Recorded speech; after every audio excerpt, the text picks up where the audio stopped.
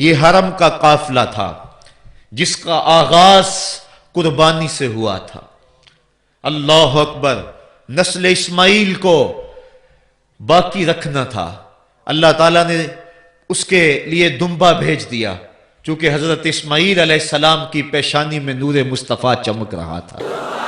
سلسلہ وار یہ نور حضرت عدنان کی پشت میں پہنچا اور وہاں سے منتقل ہوتا ہوا یہ نور حضرت عبد المطلب کی پشت میں پہنچا۔ اللہ تعالیٰ نے انہیں 10 بیٹے عطا فرمائے۔ انہوں نے منت مانی تھی، اے اللہ اگر تو مجھے 10 بیٹے دے اور وہ جوان ہوں، تنو مند ہوں، تو میں ایک بیٹا تیرے راستے میں قربان کروں گا۔ جب حضرت عبداللہ جو کہ حضرت عبد المطلب کے چھوٹے فرزند تھے، ان کی عمر 18 سال ہوئی تو حضرت عبد المطلب کو اپنی منت یاد آئی۔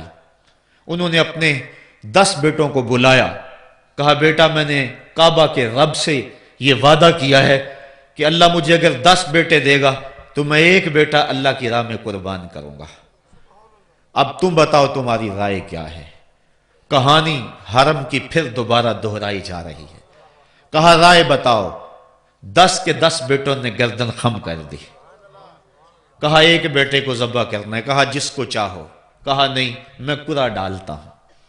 جب قرعہ ڈالا تو حضرت عبداللہ کے نام قرعہ نکل آیا۔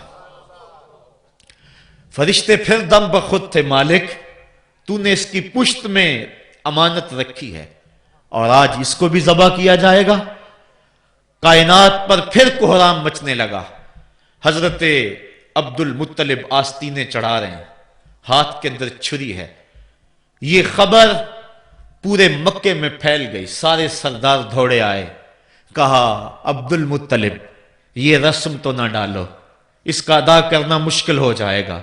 کہا میں نے کعبے کے رب سے یہ منت مانی تھی اور اللہ نے وہ منت پوری کر دی۔ اب میں تو جب قرعہ نکالا تو میرے اس فرزند کے نام قرعہ نکل آیا، میں اس منت کو ہر صورت میں پورا کروں گا۔ لوگ اکٹھے ہو گئے، منت سماجت کر رہے ہیں، لیکن حضرت سیدنا عبد المطلب ہر صورت میں اپنی اس منت کو پورا کرنے کے لیے مصر ہیں۔ پھر کہا کہ حجاز کی حرافہ اس کے پاس چلتے ہیں اور جا کے اس کے سامنے یہ مسئلہ رکھتے ہیں۔ بعض نے لکھا کہ حجر کی کہنا کے پاس جاتے ہیں۔ با اختلاف روایات وہ حجاز کی حرافہ کے پاس پہنچے۔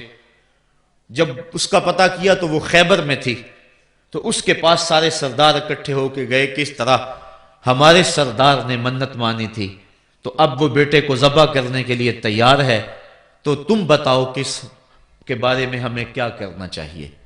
اس نے کہا کل آنا، میرا تابعی آئے گا تو میں اسے پوچھوں گی، جو مجھے کہے گا میں تمہیں بتا دوں گی۔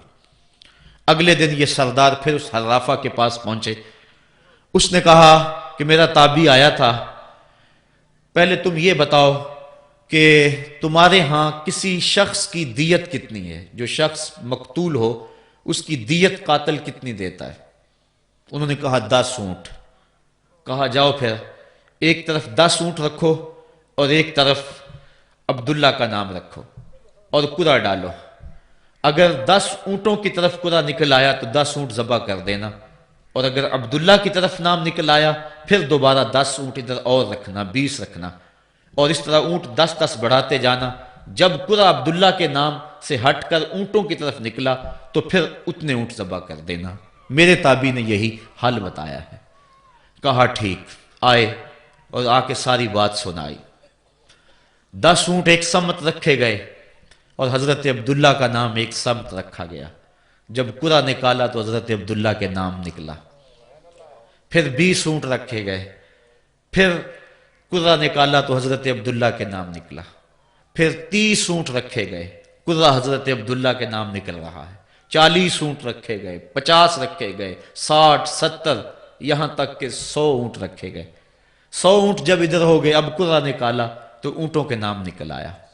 سارے خوش ہو گئے کہ اب قرعہ اونٹوں کے نام نکل آیا، عبداللہ کی جان بچ گئی۔ لیکن حضرت عبد المطلب فرمانے لگے کہ میں ایسا نہیں کروں گا۔ کہا کیا کرو گے؟ کہا ایک مرتبہ نکلا ہے، 3 مرتبہ قرعہ ڈالو۔ اگر تینوں مرتبہ عبداللہ کے نام کی بجائے اونٹوں کے نام نکلا تو پھر میں سمجھوں گا کہ اللہ کی طرف سے یہی مرضی ہے، ورنہ میں اپنے بیٹے کی گردن پہ چھری رکھ دوں گا۔ اللہ اکبر!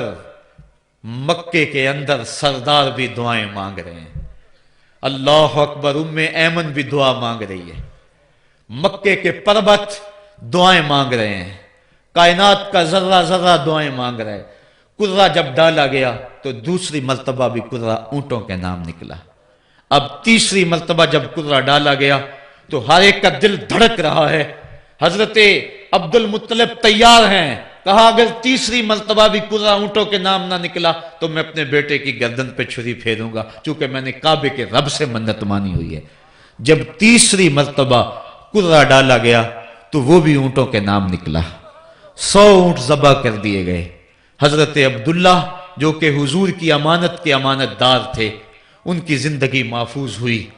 حضور علیہ السلام فرمایا کرتے تھے آنا ابن الذبیحین، لوگوں میں 2 ذبیحوں کا بیٹا ہوں، ایک ذبیح اسماعیل علیہ السلام ہے اور ایک ذبیح میرے والد حضرت عبداللہ رضی اللہ تعالیٰ عنہ۔